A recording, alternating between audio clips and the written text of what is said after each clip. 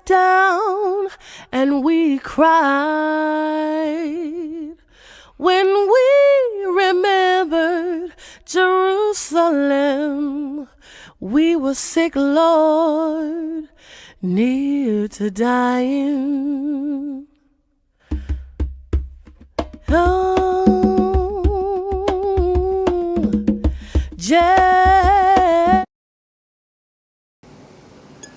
Shalom, shalom, family, and welcome to another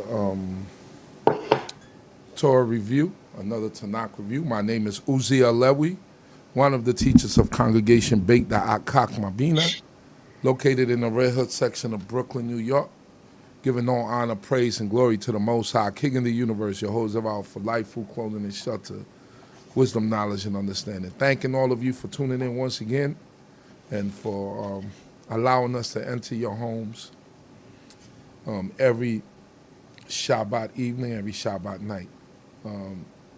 Giving all honor, glory, and praise to the Most High God, King of the universe, for life, food, clothing, and shelter, and for all things and everything. We are thankful for all of your support. So if you're new to the channel, I ask you to subscribe to the channel, hit the notification bell, share the link, and you hit the notification bell so that anytime we upload a new video, we have a new video that's popping up, you will be notified and you will know that we're on. So thanking you all once again for joining us, and I pray that the Creator of heaven and earth will bless us all. So today we will be going over portion Wayigash, and thanking the Most High God for another wonderful portion in Genesis. Well, we learn so much. There's so much that comes out of these portions we cannot take for granted. So also giving due respect to the Most High God and glory to the Most High God for my baby girl who she had a surgery a couple of weeks back to remove some lymph nodes, and told YAH that everything came back. She had a clean bill of health. Nothing wrong with her. Nothing came back from the results of the biopsy, anything negative. So told YAH for that. And I pray that the Most High God will continue to bless. So without any further ado, I'm going to pass it on to one of my teachers and one of my mentors, even Nasik, Zurishaddai ben Yehudah. How are you, Nasik? Great. First of all, we'd like to give praises to the Supreme Intelligent in the universe, God of my forefathers, God of Abraham, God of Isaac, God of Jacob. Due respect to the platform on D.C.B channel platform, spiritually, Chief Prince Yariel Ben Saska, to the host Chief Uzael, to the Princess Chief Rabbinate, Cornine, Maureen, brothers and sisters, and visitors to the channel. I greet you all in the tongue of my forefathers, Shalom Aleichem, and early Shabbat Shalom. And also pray for, a complete healing for my number one fan, the Chief Uzael's daughter. So with that, I'd like to start off with Adonai Septagi Takufiyagi Tito Theaka, Olo Om Tamalifs, my mouth should declare that praise. I'm going to try to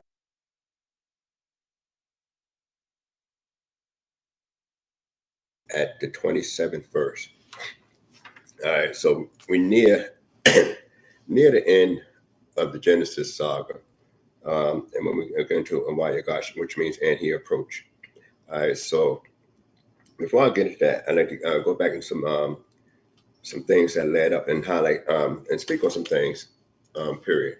Because we're coming into in this portion where Joseph meeting his brothers.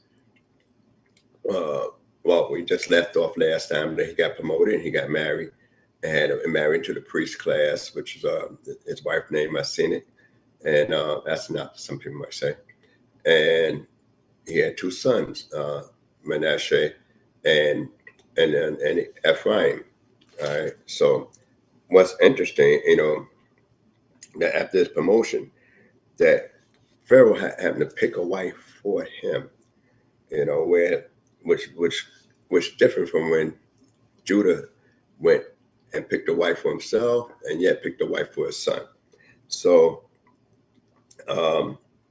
when you think about, things, and I'm saying these things here because when we get to Judah, we're going to find that he's a guy that's, from what we get from scriptures, that can right wrongs that he might have committed. And so that's why, that's why I think about Wayigash as a strong particular citra. So without further ado, let me just try to get through most of this if I can. Going back a bit,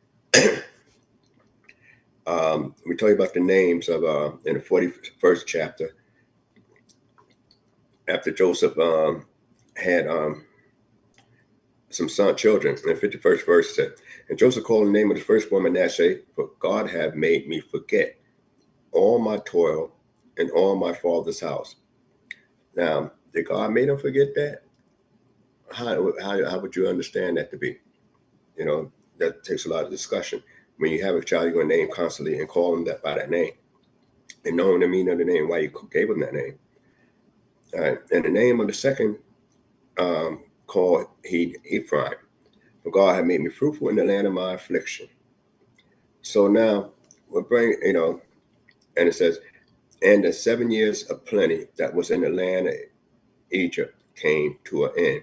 So he had those children while he was still prosperous. That's number one. So this happened right away.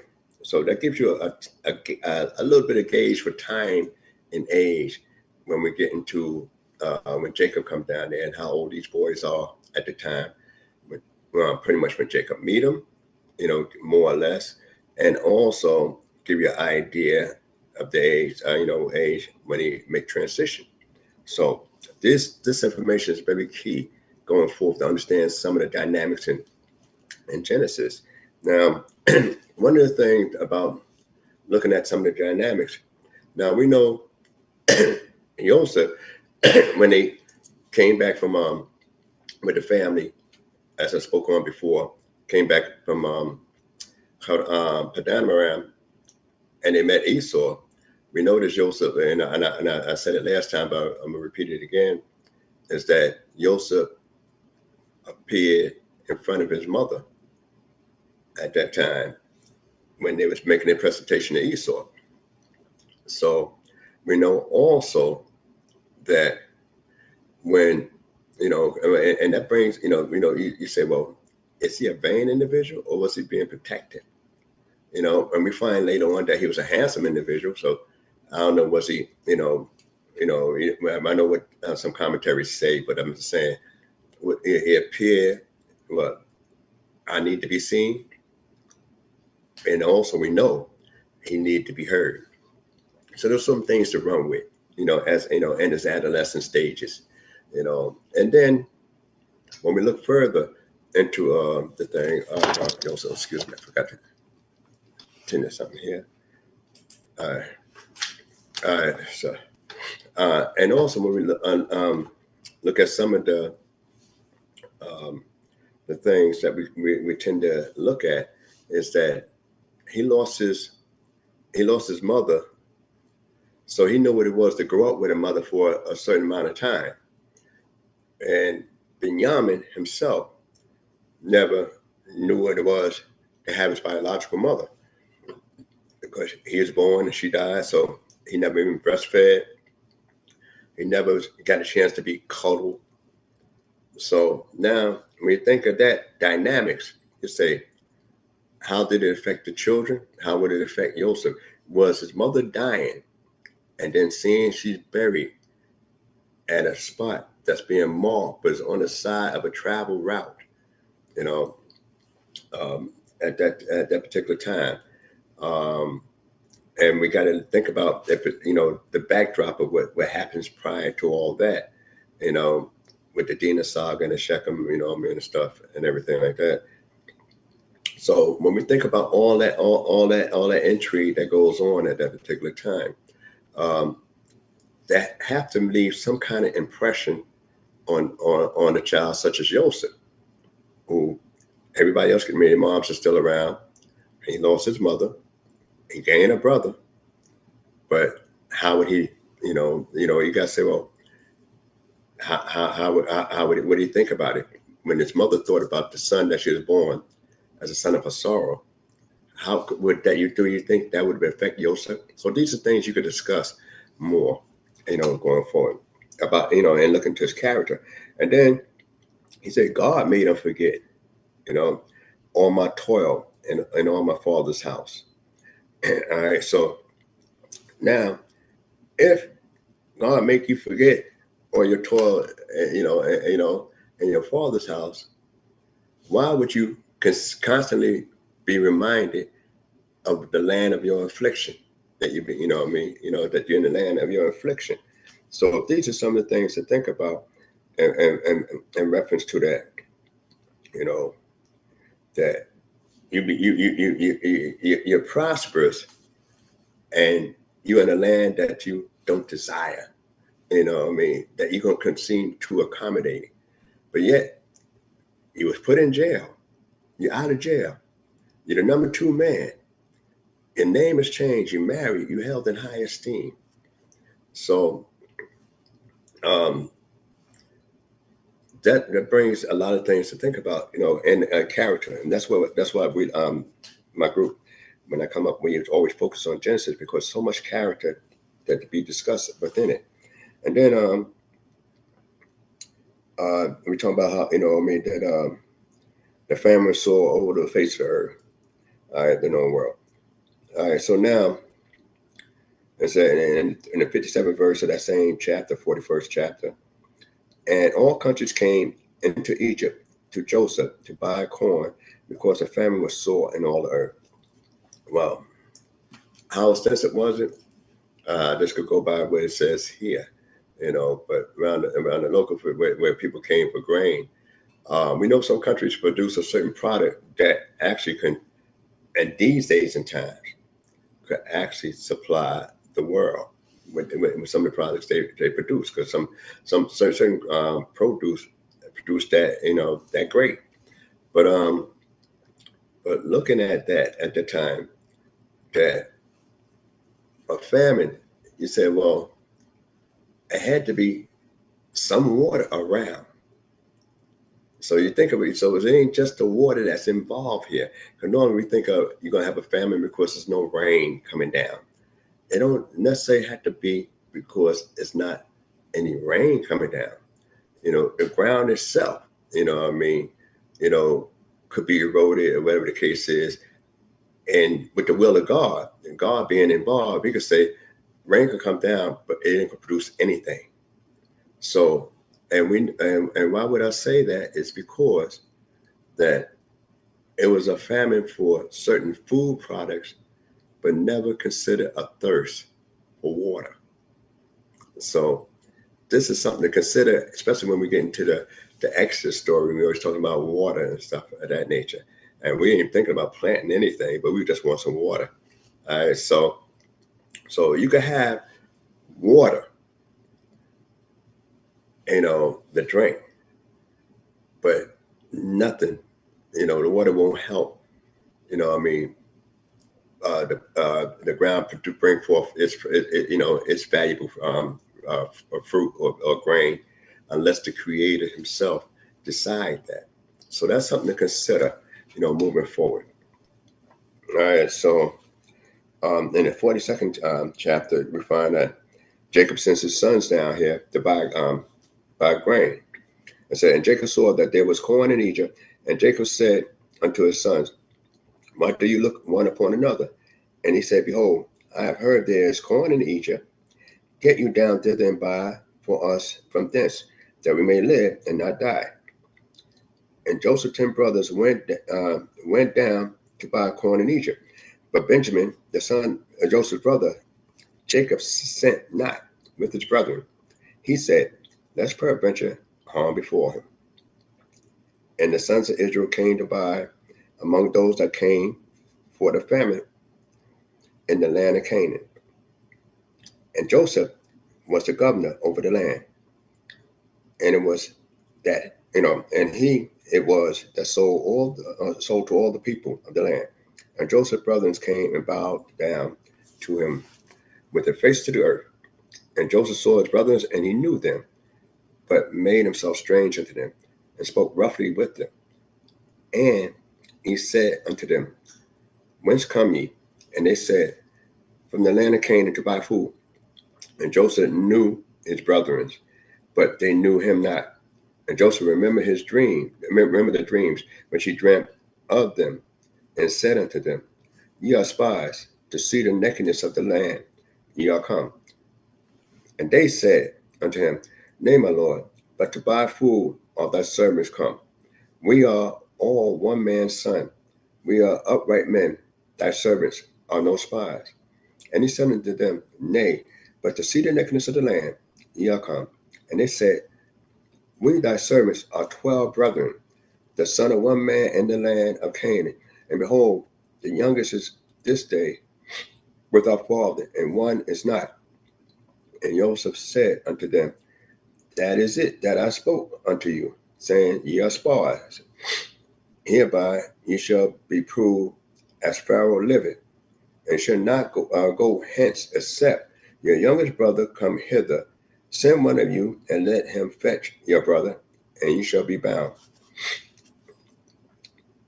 That your words may be proved, whether there be truth in you, or else. And Pharaoh lived, and as Pharaoh liveth, surely ye are spies. And he put them all together into war 3 days. So imagine being locked up for 3 days. It's something significant with the time of 3 days. But that's another story. I'm trying to get through this guy. I got to finish a little early today. And it says, okay, 3 days. All right. And he put them all together into war 3 days. And Joseph said unto them, the third day, do this and live, for I fear God. Can you imagine? He already accused them without any evidence, just suspect, you know. And some would have a view, if you're all brothers, you ain't gonna turn states' evidence against one another. You're gonna be true to one another. That's what what seemed norm, but seeing a normal pattern. That's my brother. I can't give him up like that. So that could be, but then knowing that they gave him up, so why would he use that test? But as we go, and he say, fear God. Said, if you be upright men, let one of your brothers be bound in your prison house. But go, ye carry corn for the famine of your houses, and bring your youngest brother unto me. So shall your words be verified, and ye shall not die. And they did so. And they said one to another, we are verily guilty of concerning our brother, and that we saw the distress of his soul when he besought us, and we would not hear. Therefore, as this distress come upon us. And Reuben answered them, saying, spoke I not unto you, saying, do not sin against the child, and you will not hear? Therefore also, behold, his blood is required. And they knew not that Joseph understood them, for the interpreter was between them. So this is the first time you find an interpreter being used in scripture to translate between people. Now, one, Joseph younger than them, so he looked different, even though he was 17 years old. So now, if he would have talked to him, which we're gonna find out later on, in the Egyptian tongue, then they won't perceive his dialect and accent as being native from their own, from the land where they come from, the tongue that they spoke. They would say Lashon Kodosh, the Hebrew tongue, the holy tongue. So now, also, he's dressed different, his demeanor is different, and and also now he's finding out that who was really against him being subjected to the situation he's in. So this is one thing where you find that Reuben himself, if though he didn't like him, he hated him like everybody else, but he didn't hate him enough to really, really get rid of him. So that's something to consider going forward. And so in the 24th verse, and he turned himself about from them and wept, and he returned to them, and he spoke to them, and took Simeon from among them, and bound him before their eyes. Then Joseph commanded to fill their vessels with corn, and restore every man's money in his sack. All right. So we know right then and there that they couldn't choose one person to stay behind. So Joseph said, I'm going to take this guy. So Reuben, being the oldest, didn't have no issues about getting rid of him. That would eliminate Reuben as being a choice. All the other 9 that's there, you say, well, why would you choose Shimon? Why not choose Levi? But he chose the second oldest because Levi and Shimon had the same kind of attitude. And why not choose Judah, who seemed to be a leader, and independent? Why not, choose one of the sons of the handmaid, who he brought an evil report against in the first place? So these are some of the things, you consider, say, well, perhaps, and this is just my view. You could just, discuss it amongst yourself. It don't have to be true. Shimon being the next in line will be technically the next in authority and responsible for it, because nobody else said they was against their arguments and realized the guilt is from what they did. All right. So we know they got their stuff and they went back, with this with their food. So we'll skip on down to the 36th verse. But before we get that, 35th verse. And it came to pass, as they encamped their sacks, that behold, every man's bundle of money was in his sack. And when they and their father saw their bundle of money, they were afraid. All right. So what you do? How you get that? And Jacob, their father, said to them, me have ye been bereaved of my children. Joseph is not, and Simeon is not, and you will take Benjamin away upon me. Are all these things come? And Reuben spoke unto his father, saying, thou shalt slay my 2 sons if I bring him not to thee. Deliver him into my hands, and I will bring him back to thee. And he said, my son shall not go down with you, for his brother is dead, and he only is left. If harm befall him by the way in which ye go, then will ye bring down my gray hair with sorrow to the grave. Now, which is interesting here is that we find for all the years Joseph was missing, because we know it's going to be like 22 years for Jacob to meet him, that why is it that he said, I'm going to go down to the grave in sorrow? All right. Joseph is gone. You refuse to be comforted. Simeon is not. Now, you're worried about him, but yet, you had issues with, him and Levi doing what they did. And you charged them with the responsibility of the death of their brother. But yet you said, surely it's torn to pieces, and refuse to be comforted in that area. So there's a lot of stuff going on, mixed feelings, mixing, mixed judgments in reference to analysis of situations that's going on, even with the patriarchal family. And I like to focus on that because sometimes amongst various congregations, you have these same issues. Not just your immediate family, but various congregations have these same issues, and how you address them and when would you recognize them when they appear, how would you handle it? Because now we're dealing with things and everybody don't have all details, all right? So, and it's going off pretty much an emotional roller coaster. And Reuben making that statement, we think Jacob want to kill his grandsons, even though he don't have, even though Joseph himself, is not there, and Simeon's not there, and whole Reuben responsible if you don't bring back Benjamin, which would be 3 children for 2. So if Joseph's gone, Simeon's gone, and now if you lose Benjamin, that'd be 3. And if you brought Simeon back and left Benjamin, you still got 2 gone. And so, and why would an individual want their father, say, well, you're going to put me up on a death sentence? What did I do? Did I have anything to do with that issue?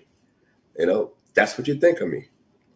So this emotional ride, where people sometimes may say something so far out the box to say, how do the kids look at their father from that point on? And then what was the culture at the time? That the father has really that much authority in some societies over the life of their son. And it's even in the Roman period, the father really had a lot of authority over the life of their son amongst the Roman period, that late, centuries later. So what kind of culture are we talking about? And where is the godliness in a society that would think like that? And the godliness in Reuben would think like that. All right, so these are some of the things here, that and we talk about our patriarchal family. And then the 43rd, and the famine was sore. All right, so we know when the famine was sore in the land at that time. All right. So when you get to the, their father told them, go again and buy a little food. Now Simeon's still locked up. So that means that you're talking at least 11 days or more journey to Egypt, and then an 11-day journey back. So you're talking close to at least a month. Now, when the food is finished, how much food do you bring, and how long did it last? And you sit down and enjoy your food. Well, that's similar to what they did when Joseph was in the pit, that they sat down and ate bread while their brother cried from the pit. So you say, well, wow, this is our family. This is the ones that we are descended from. And so when we go further into the story, 3rd verse, and Judah spoke unto him, saying, the man did as earnestly warn us, saying, you shall not see my face, except your brother be with you. If thou wilt send our brother with us, we will go down and buy thee food. But if thou wilt not send him, we will not go down. For the man said unto us, you shall not see my face, except your brother be with you. And they had to buy directly from Joseph. Joseph had to see everybody before they say, all right, dispatch you to go get some grain. 7th verse. And they said, all right, so, and they said, the man, wherefore, okay, let me back up a little bit, 6th verse. And Israel said, wherefore dealt ye so ill with me, as to tell the man whether he had yet a brother? And they said, the man asked straightly concerning ourselves and concerning our kindred, saying, is your father yet alive? Have you another brother? And we told him, according to the tenets of these words, could we in any wise know that he would say, bring your brother down? All right. We didn't see that in the previous chapter. But when we get into the Wayigash, if certain things was a lie, you're standing in front of the man that's supposed to have said it. So you could discuss that further. And Judah said unto Israel, his father, send the lad with me, and we will arise and go, that we may live, and not die, both we and thou, and also our little ones. I will be surety for him. On my hand shalt thou require him. If I bring him not unto thee, and set him before thee, then let me bear the blame forever. The blame, the sin. So there's a lot of discussions of what that means in itself. But he didn't sacrifice sons because he already lost 2 sons. But he gained 2 sons back, but he never sacrificed any other son. So he know the loss, how it feels to have the loss of a son. So, and he said in 10th verse, for except we had lingered, surely we have now returned a second time, and their father Israel said unto them, if it be so now, do this. Take up the choice of the fruits of the land and vessel, and stuff, and bring it down. So he made certain things over there and talking about bring back the money. And we'll skip on down there. And then he goes on to say, 13th verse, take also your brother and arise, go again unto the man, and God Almighty give you mercy before the man, that he may release unto you your other brother and Benjamin. And as for me, if I be bereaved of my children, I am bereaved. He said, okay, if I lose them, I'll just lose them. And at this point, because now it seems and appear a life and death situation. And some people would say, do you ask God? Why would you ask, why would you not pray to God? Now, we know Isaac was told not to leave the land and during the time of a famine.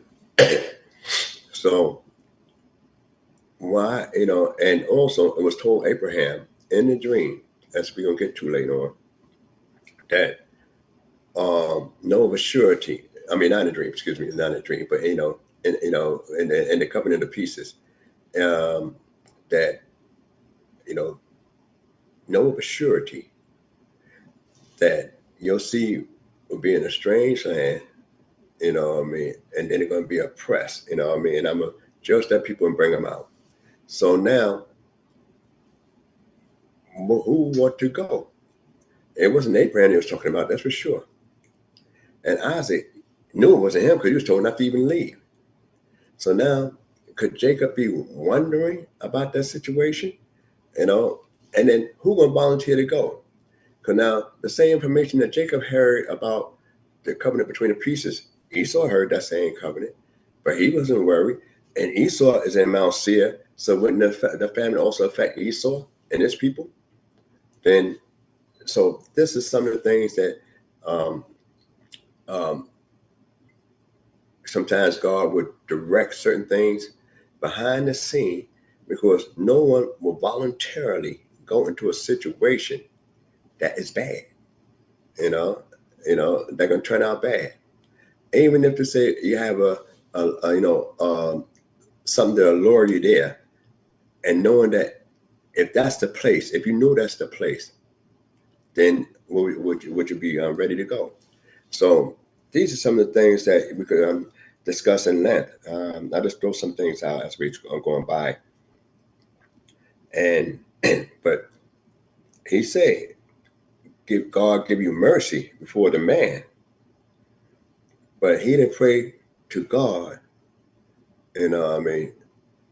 for the safekeepings of his sons from the beginning. So this comes up later, pretty much, or a return of we'll pray to God to say the man, to rescue Shalom. So there's a lot of questions you can ask. Why this is that strategy done now? And everything is geared up to appease this individual who's Joseph, who they don't know is Joseph, in order to get back not only food, but the brother, the children that was be there at that time. And he didn't do this extensive stuff for Joseph. And it said, and the men took that present and took double the money in their hand. So Jacob came up with a strategy in that sense, all right, in that area. All right, so when they got there, it said in 16th verse of the 43rd chapter, and when Joseph saw Benjamin with them, he said to the steward of his house, bring the men into the house and kill the beast and prepare the meat, for the men shall dine with me at noon. All right, so I guess the food going to be kosher. You're assuming it's going to be something they could eat, and there wouldn't be no pork chops or ham and stuff of that nature. And so, I know they have a lot of comments on it and commentaries on it, but I just threw this out there without going into some of the comments that they have in reference to that verse. And the man did as Joseph bade, and the man brought the men into the house, Joseph's house, and the men were afraid because they were brought into Joseph's house, and they said, because of the money that was returned in our sacks at the first time, are we brought in, that he may seek occasion against us and fall upon us and take us for bondsmen and our asses. So that means not only that, he's going to take their livestock and everything like that.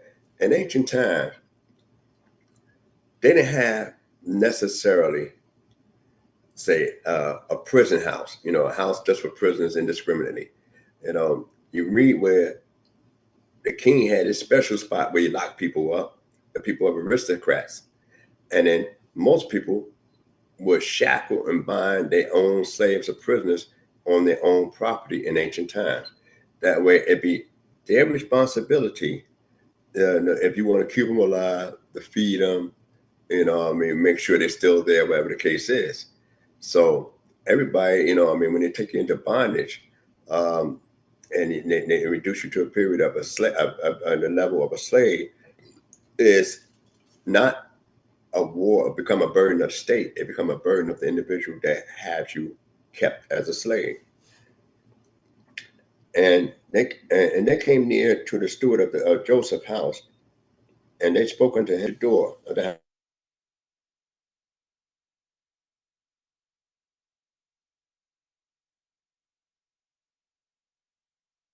And when we came to the lodging place, that we opened our sacks, and behold, every man's money was in the mouth of his sack, our money in full weight, and we have brought, back in our hands, and other money we have brought down in our hand to buy food. We know not who put our money in our sacks. And he said, peace be to you. Fear not. Your God and the God of your father has given you treasure in your sacks. Now that sounds strange coming from a guy that's in a foreign soil, an Egyptian. All right. So this is some of the things we look at. And I just want to try to fast forward just a little bit more in this area here. All right. So now we know they came back in the house, they ate bread and everything like that. And and in 26th verse, could we know what time they had the meal, lunchtime, and the 26th verse, and when Joseph came home, they brought him in the presence which was in their hands into the house and bowed down to him to the earth. And he asked them of their welfare. And he said, is your father well, the old man of whom you spoke? Is he yet alive? All right. So I go to 28th verse. What's interesting here is that that they bring when he brought out Simeon too, I forgot, after and he brought out Simeon unto them. Simeon looked no worse for wear as far as they could see.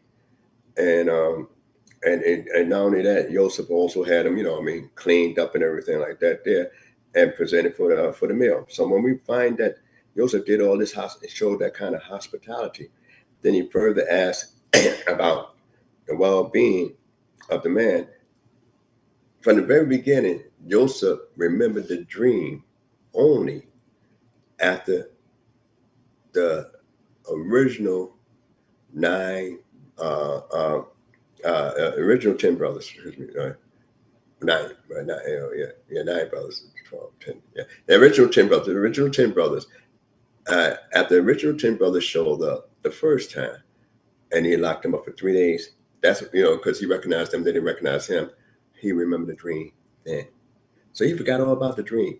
And then he wanted to act the dream out, make the dream come to pass exactly how he saw it. So you say, wow, is that vain on his side? To try to say, okay, I had this dream. We know in a dream, you could do all kinds of stuff. Sometimes you can control certain things in your dream, and sometimes you can't control certain things in your dream while you're having a dream. But once you recognize your brothers, you say, oh, I remember the dream. It's about me getting the dream fulfilled. Exactly how I saw it, And the thing was, the first time they coming down as, for food, and they talk about bundle of wheat. So they're talking about food. The next time, stars and stuff like that, looking like, VIPs of the state. And the second time when they come down, when the last time they come down, when they told them to bring their father down. So this is something to consider going forward. And, I know I'm running kind of fast on this, but hopefully you can, it'll become clearer later. All right. And they said, "Thy servant our father is well. He is yet alive." And they bowed their heads and made obeisance. And he lifted up his eyes and saw Benjamin, his brother, his mother's son, and said, "Is this your youngest brother, whom you have spoke unto me?" And he said, "God be gracious unto thee, my son." And Joseph made haste, for his heart yearned towards his brother, and he sought where to weep. All right, so you found him crying there. All right, after he got himself together, he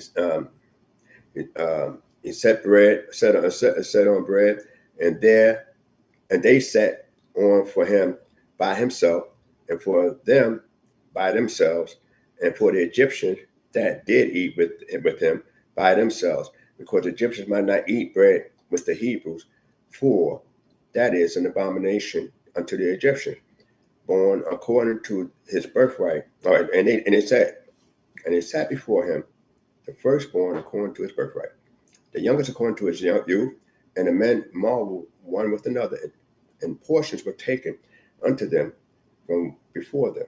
But Benjamin's portion was 5 times so much as any of theirs. And they drank and were merry with him. All right, so now we know he set them according to birthright. They were astounded. He knew who was the oldest and who was the youngest. And to show segregation, the segregation even in a banquet. So when you think about the segregations of restaurants and stuff like that, especially in the Jim Crow South era and all that, that you see this segregation existing right here, only not because of a person's color, but because of a person's occupation. Ain't that something? Because of an occupation and not because of their color. And this is what they looked at.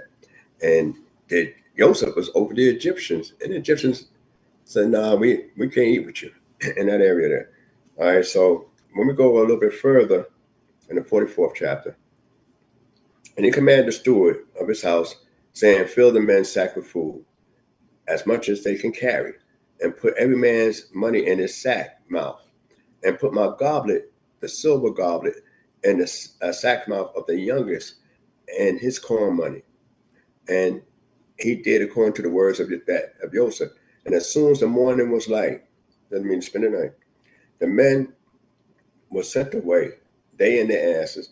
And when they were going out of the city, and were not yet far off, Joseph said unto his steward, "Up, follow after the men.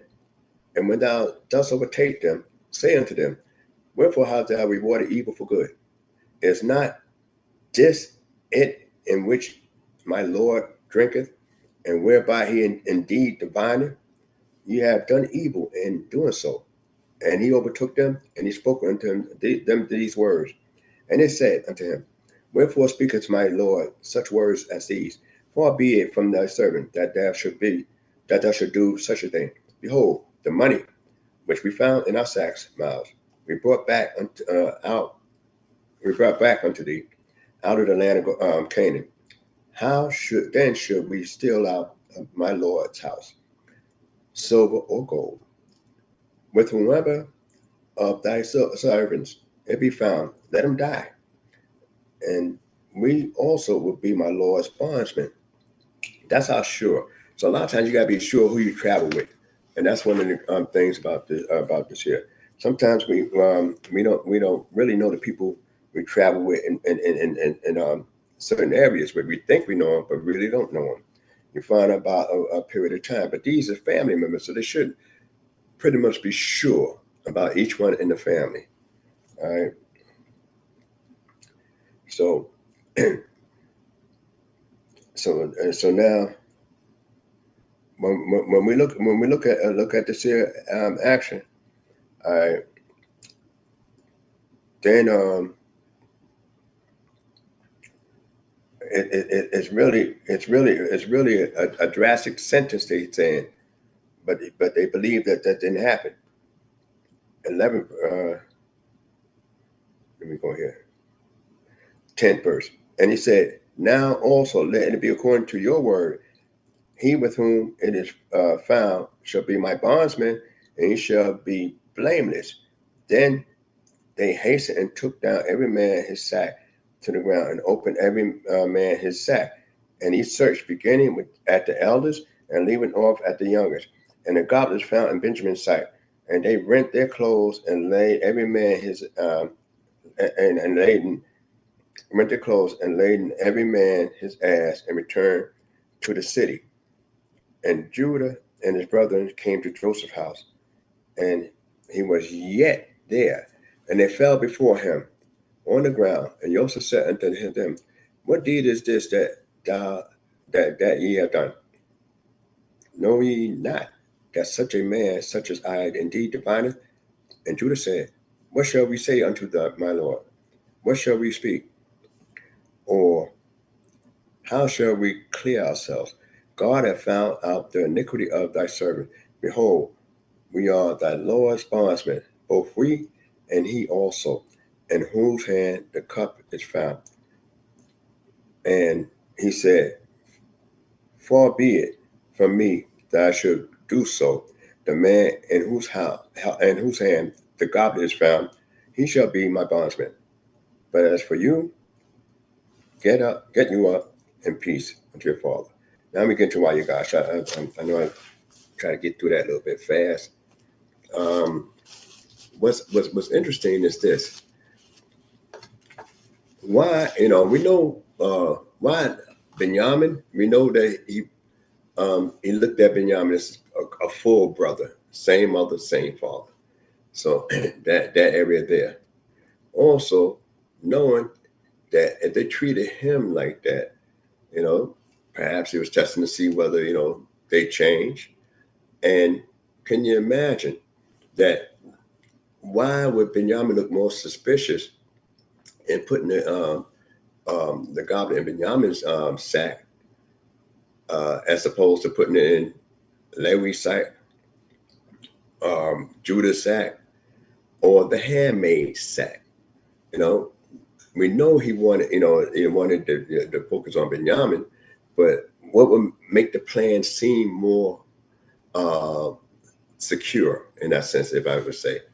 Because it was Raquel, the mother of Benjamin and the mother of Joseph, that actually stole something from her father's house, unbeknown to Laban, when he stole the idols. So now it's like, all right, we all grew up in, except for Benjamin, we all grew up over there in the land of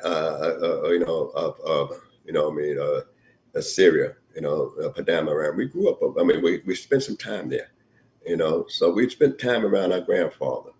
And sometimes, like I said, the fruit don't fall far from the tree.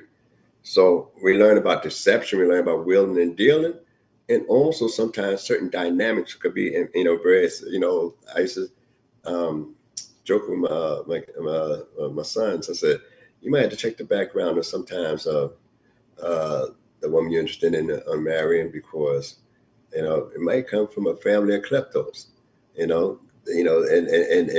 it might be something that they just do. Some people steal, they just like to steal, so you might have to check their resume, because maybe a family of kleptos, and then the next generation be kleptos, or you might skip on 1 or 2 kids and pick up another one who will become a klepto.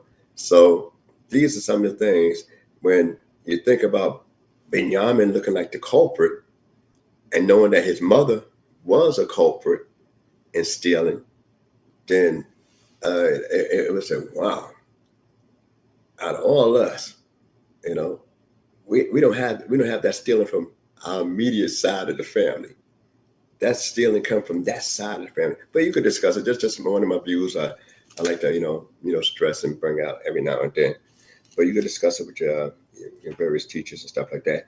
So now we know in this last dilemma, I'm only going to be able to get to a little bit of this here before I had to conclude, which is the Sidra Wayigash. All right.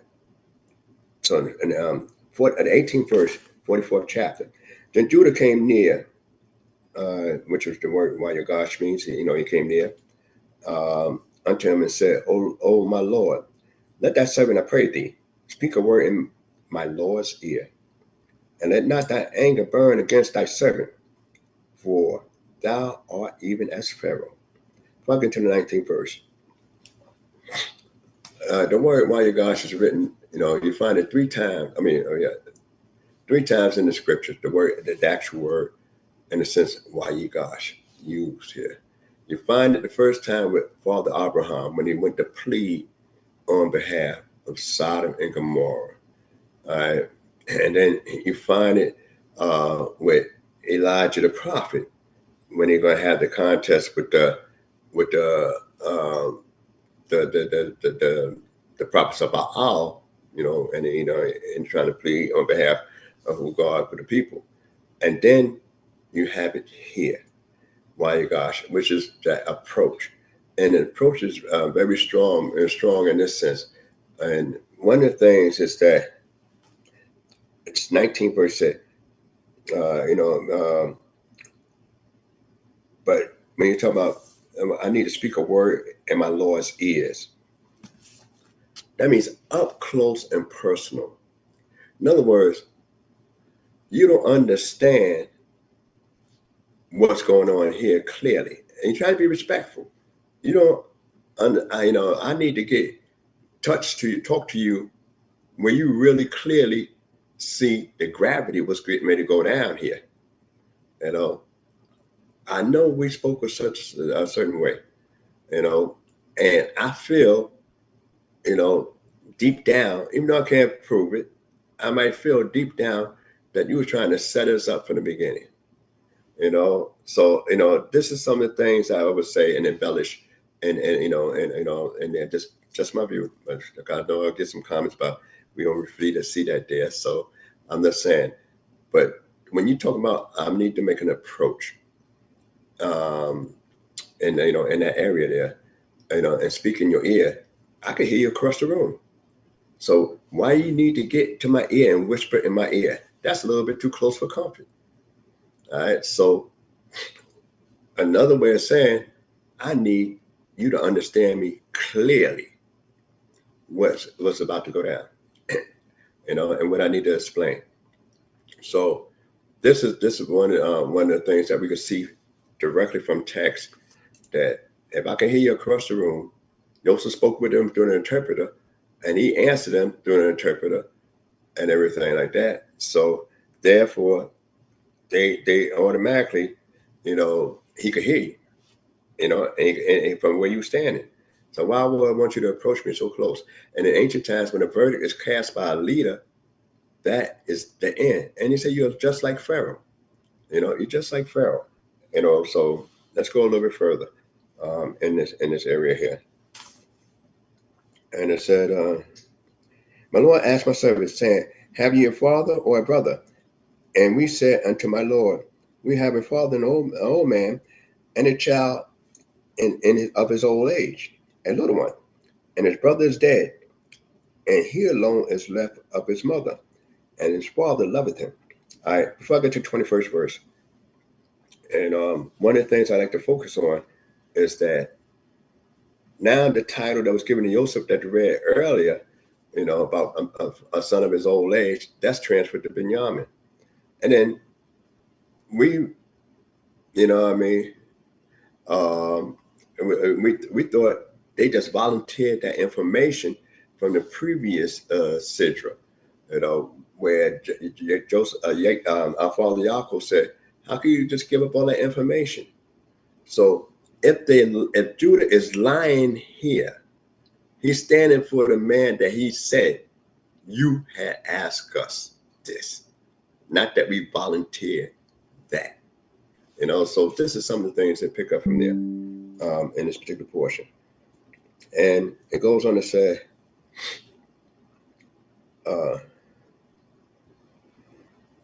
and the first, before we go to the next part, we're talking about Joseph, the brother is dead.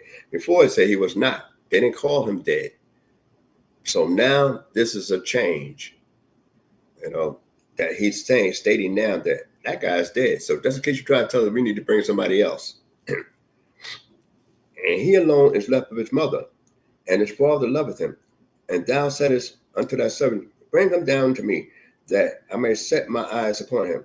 And he said unto we said unto my Lord, the lad cannot leave his father. For if he should leave his father would die. And they said unto thy servants, except your youngest, and thou said unto thy servants, except your youngest brother come down with you, you shall see my face no more. And it came to pass when we came up unto thy servant, my father, we told him the words of my Lord. And our father said, go again, buy us a little food. And we said, we cannot go down. If our youngest brother be with us, then we will go down. For we may not see the man's face except our youngest brother be with us. And thy servant, my father, said unto us, ye know that my wife bore me 2 sons, and the one went out from me, and I said, surely he is torn up in pieces, and I've not seen him since. And if you take this one also from me, and harm before him, you will bring down my gray hairs with sorrow to the grave.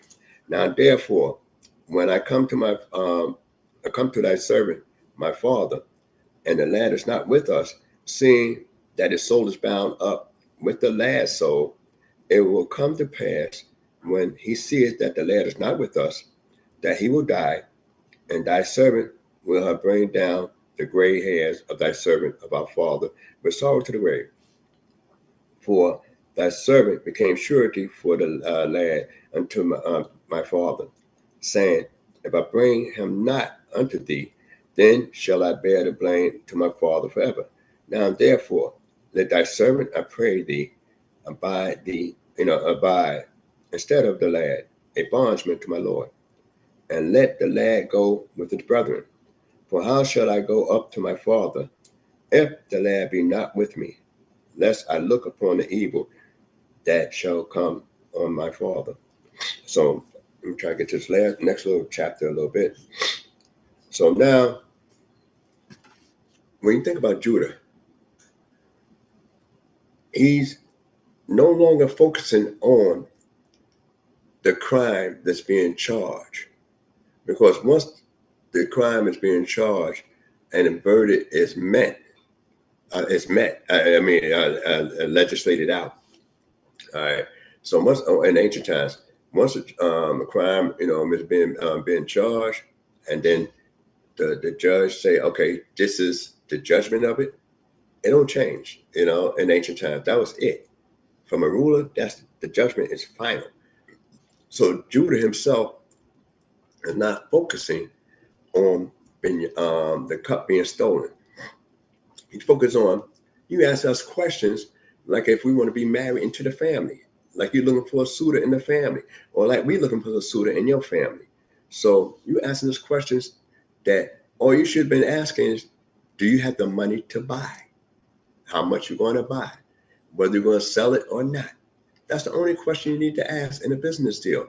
I go to the store and I want to get a loaf of bread. When I walk up to the counter, all you gotta do is tell me how much it costs, and I pay you that, and that's it. It's not who are you? Why are you buying this bread? Where you from? So this is some of the stuff that Judah, bringing out, that you ask this question that a salesperson shouldn't ask you. If you're selling me grain, sell me grain. So, and also, now let's think about justice. Is it true justice that you want to enslave another individual, and yet you're gonna kill another individual in the process at the same time, you know.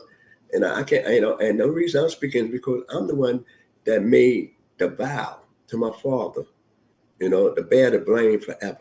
I'm the one said that. That's why I'm speaking. We all came back, but I'm speaking because I'm the one that vowed this, And one of the things that when we think about this area here, here's a man speaking against slavery of a brother, and yet he the one coming with the idea of, well, we shouldn't kill him, man. We should sell this guy because he's seen some merchants coming down. So they seen that to be a good move. Now we don't know, but they're charged with the sale according to scriptures later on. But in Genesis, we don't see them actually changing hands and coins for the sale, but they charge with the sale. And, but we know that somebody else, maybe the Midianites, maybe the Ishmaelites, whoever it was, pulled Joseph out. He never saw his brothers on the spot. He didn't come out the pit blindfold. So therefore, and they had set up far off, so they don't have to hear his cries, and they sat down to eat bread. So they wasn't really that close when we think about the Genesis story earlier when he was put there. And here's a man that not only, right a lot of wrongs. So that's why you have to admire him. That's how you have to admire one of the descendants of Judah, which is David, David Hamelech, in that sense, the king, because he's a man of God's heart. Because when he mess up, he know how to straighten things out, turn back, and repent.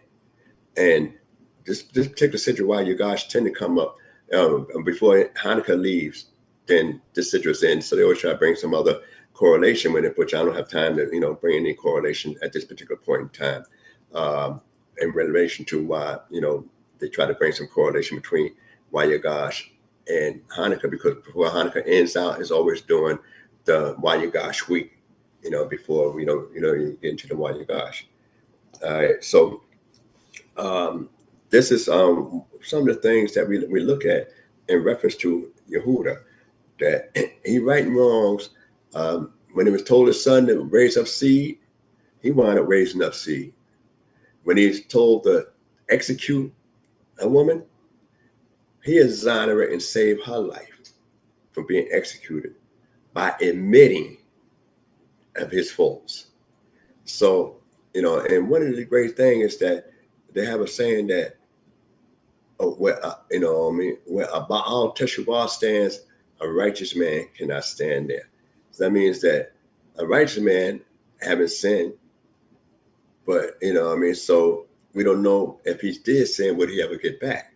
But here you had a guy that sinned, messed up in life, and he come back and say, look, I'm not doing that anymore. I'm straight as an arrow from this point on. It's gonna have to be something else to trip me up, but I'm right here. I know what it feels like to be an outcast from God. So Judah represents that kind of plateau, as far as one of the greatest approaches for willing to sacrifice his life for another individual. You don't read before this time that anybody was willing to sacrifice their life for another individual. Now we think about the Akedah. I didn't know what was going to go down. There was a whole nother story. But here, he's willing to sacrifice his life for another individual, and that's it speaks volumes. So let me just get a little bit into this 45th chapter.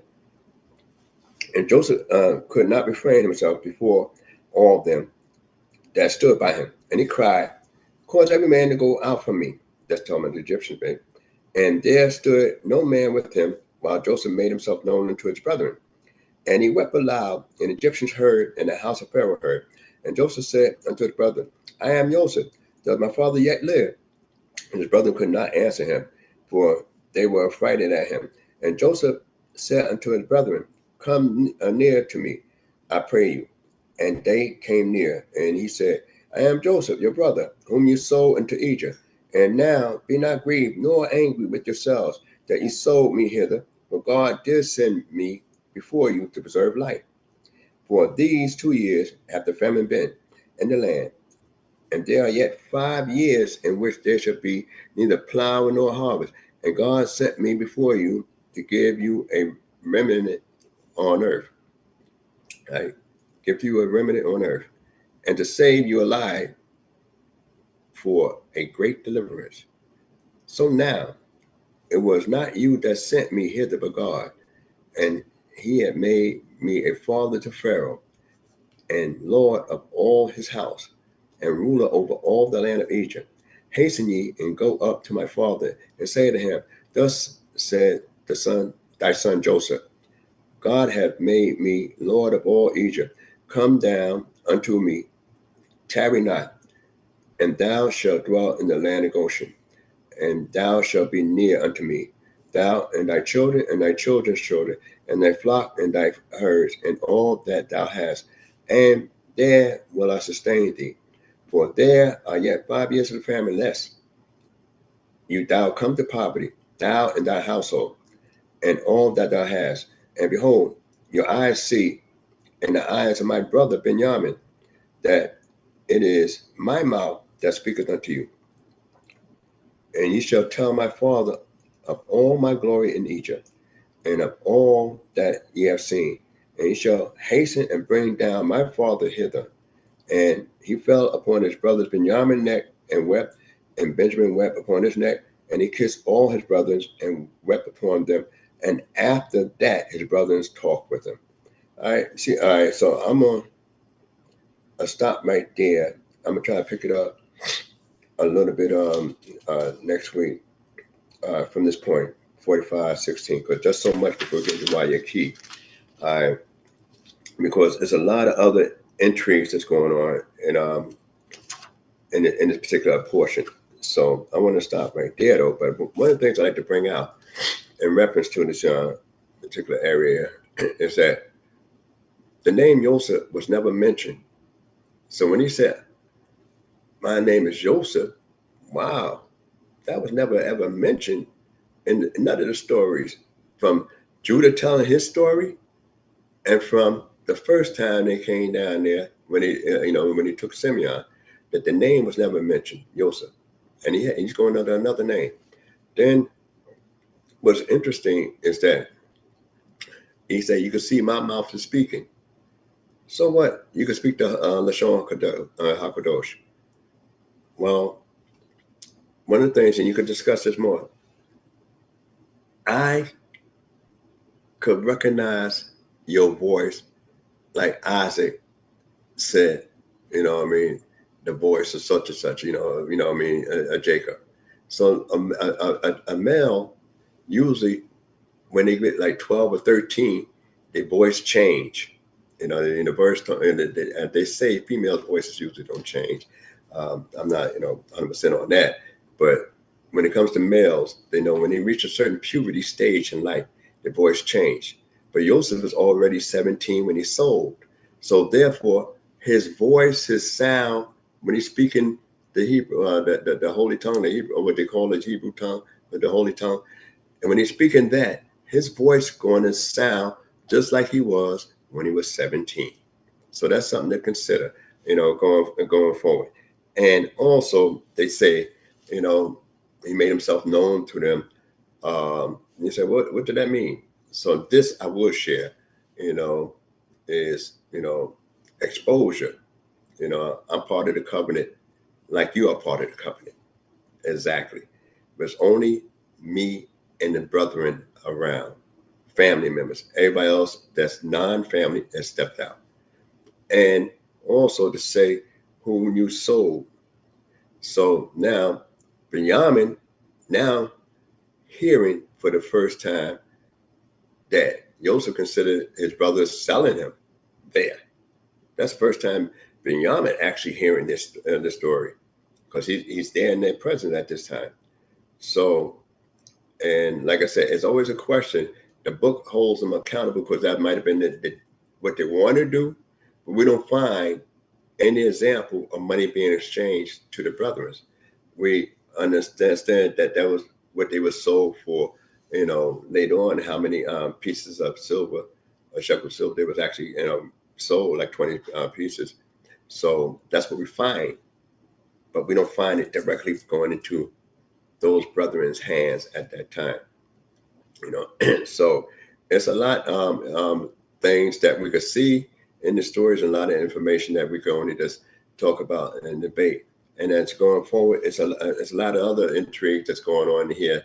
I would definitely have to go back and finish out Wayigash before we go to the last portion of YAH, because there's a lot of interesting parallels going on in there. Because now, when he want his father and anybody to come down to Egypt and go to a place called Goshen. I spoke earlier that some say, why Goshen? How they picked that out? Because it's fertile, but we know it's the northeast corner of Egypt, coming from Canaan land.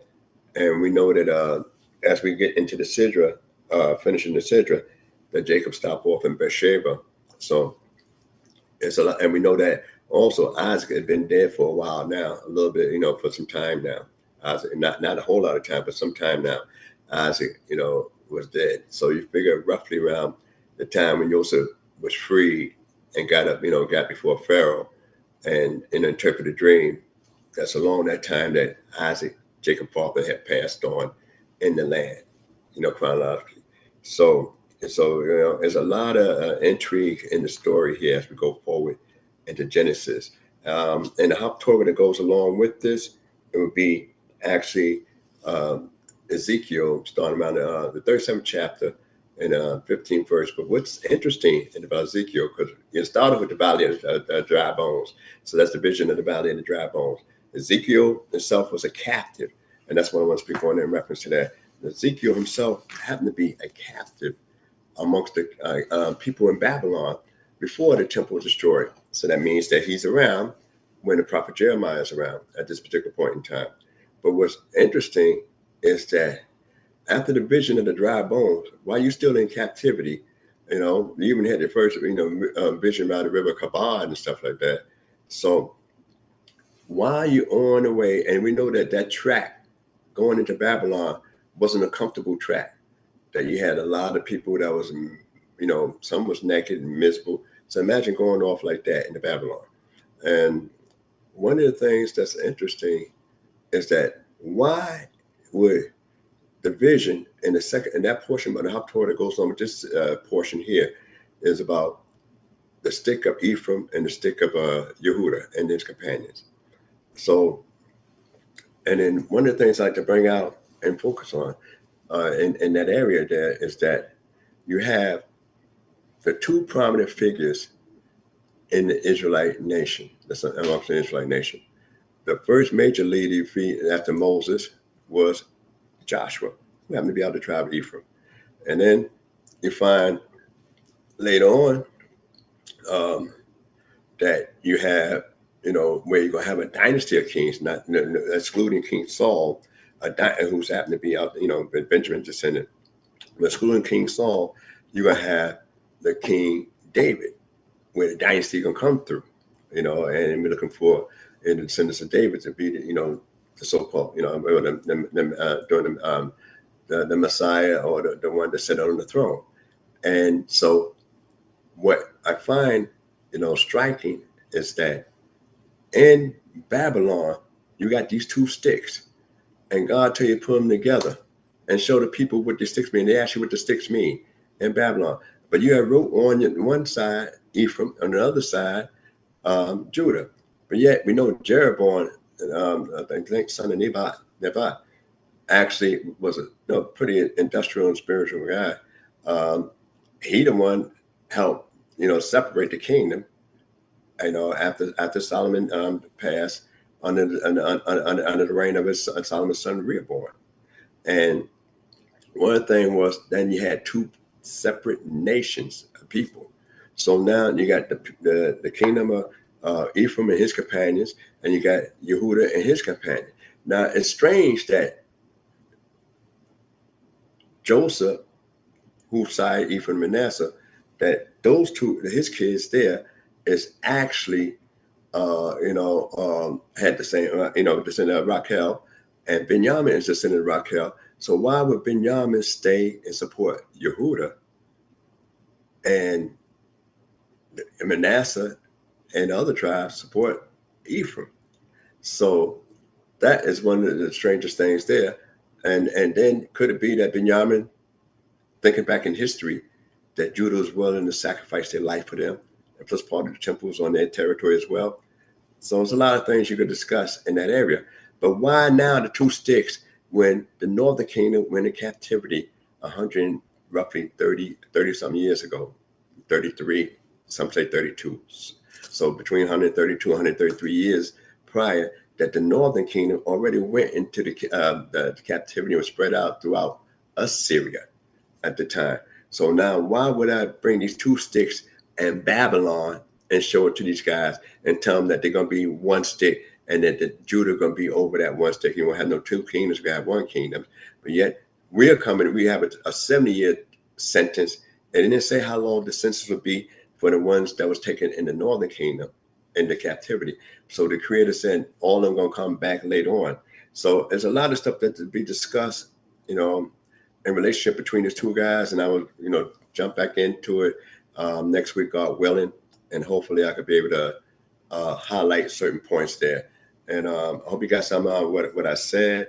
I know I chopped it up quite a bit. I may have been a butcher, so to speak. But any mistakes been my own, and any questions you can leave in the comments. Right there, I say Shalom Aleichem in the early Shabbat Shalom. I don't know if the host is still there yet. But let me see.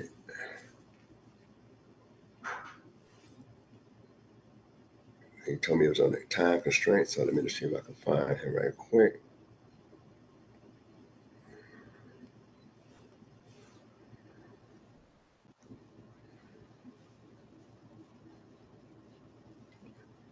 Oh, okay, the host is there. Okay. All right. So we continue next week. So everybody have a Shalom Aleichem, the early Shabbat Shalom, and any mistakes from my own, and I'll pick up where I left off at next week, and we're going to the final syndrome of Genesis, which is YAH. All right, Shalom. Hallelujah. Thank you, Toda Rabbi Nasik, and thank you all for tuning in. Don't forget to like the video, subscribe to the channel, and share the link. Remember to like the video and to subscribe to the channel costs you nothing. So thank you all once again. May everyone have a blessed Shabbat night sleep, and we will see you again next week. Creator willing. Hallelujah. Shalom, shalom. Let's get knowledge, wisdom, understanding. We'll do our standing. All praises to the Most High, His laws and commandments. The hot CHOKMAH here to push it through your speakers. Judgment, truth, and love should be coming from the leaders. Yeah, knowledge, wisdom, understanding. We'll do our standing. All praises to the Most High, His laws and commandments. The hot CHOKMAH here to push it through your speakers. Judgment, truth, and love should be coming from the